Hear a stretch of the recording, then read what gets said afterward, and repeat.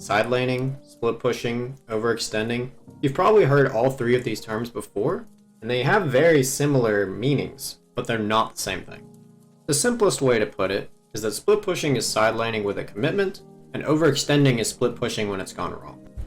But that's not really enough, is it? So let's go more in depth on the differences between the three. Side laning is catching waves, whether it's top lane or bot lane, in between fights. The goal of this is so that you can maintain your gold income so that if you do go to a fight, you're not going to be behind. Split pushing, you're still doing the same thing, you're still catching waves, but with split pushing, your goal is to force the opponent to choose between two options, whether that's stopping your split push or dealing with some other threat on the map that your teammates are providing, such as an epic monster or structure. Overextending is pushing further than you're allowed to, which puts you in a compromised position where you are likely going to die. So how does split pushing go wrong? There are two main reasons that split pushing can go wrong. The first is from pushing too early or too late. The other reason is if your teammates can't actually pressure whatever objectives you want them to pressure.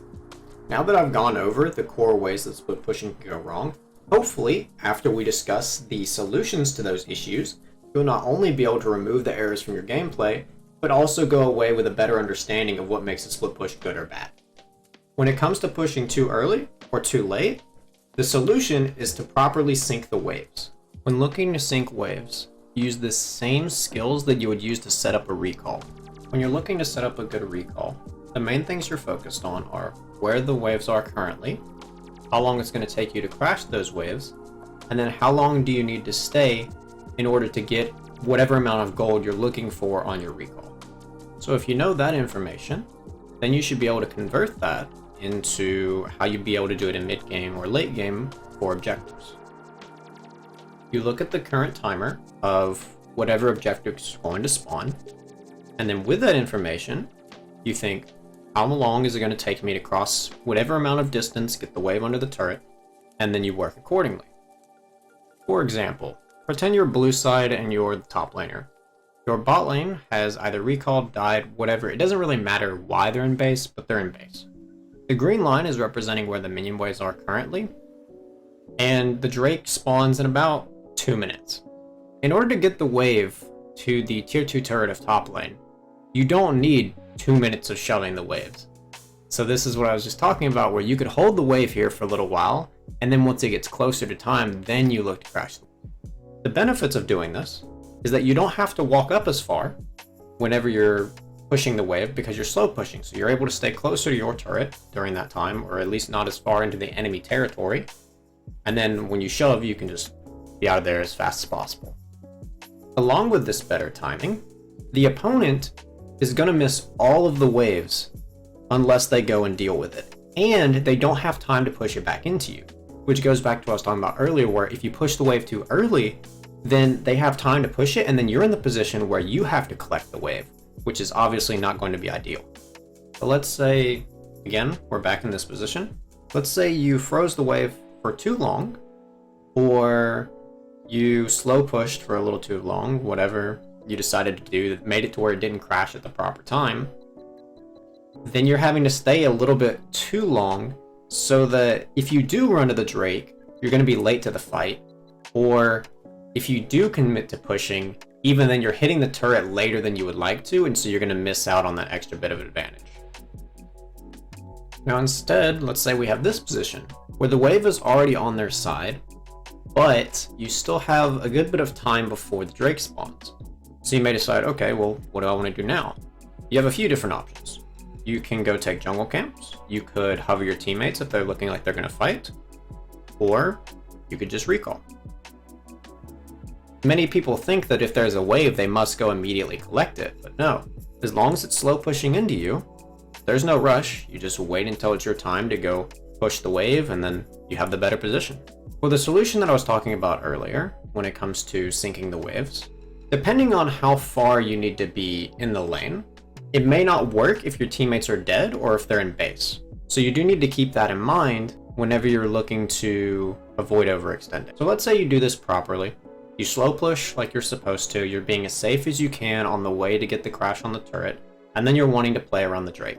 Sometimes, just because of the nature of solo queue or league in general, your jungler may die, right before the Drake, or an important teammate that you need for the fight. Then you have to give up on going for the turret and the Drake, unless you know that you can do it very safely, because the opponents no longer have to have an even fight.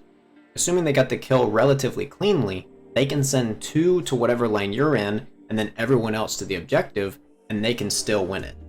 Or, if you're not even super strong ahead of your opponent, then your opponent may be able to just be the single person against you, and that's enough to stop you. And even though you're pulling that one person, that doesn't mean you should rely on your teammates winning a 3v4. An easy way to figure out if you're pushing up too far is to draw lines on the map like so, where your teammates are and where you are. So then you can figure out what can your teammates realistically do from their position. And of course, if you have something like a Twisted Fate, then it can change a little bit, but the general idea is still there. So you want to look at the lines, and then if you're significantly further up, you want to consider, can the opponent realistically come and kill you? If you have plenty of vision and you know that they can't be there, then of course you can keep pushing. But it's something to at least think about.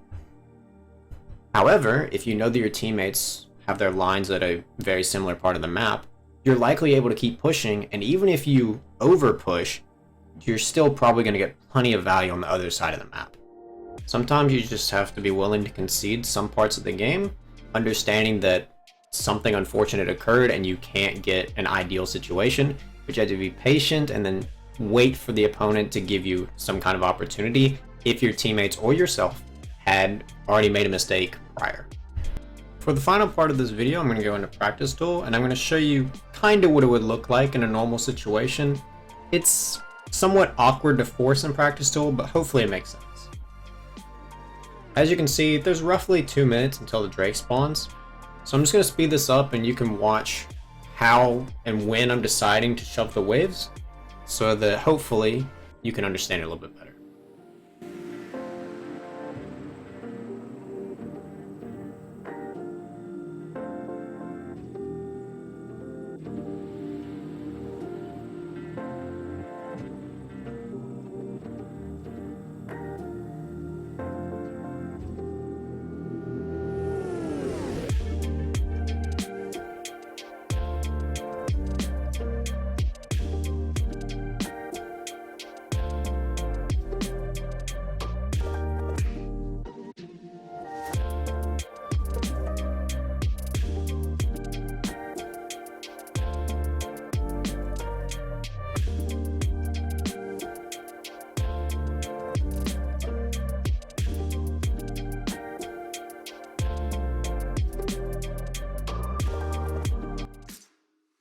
If you made it this far into the video, I really appreciate it. Thank you for watching. See you next time.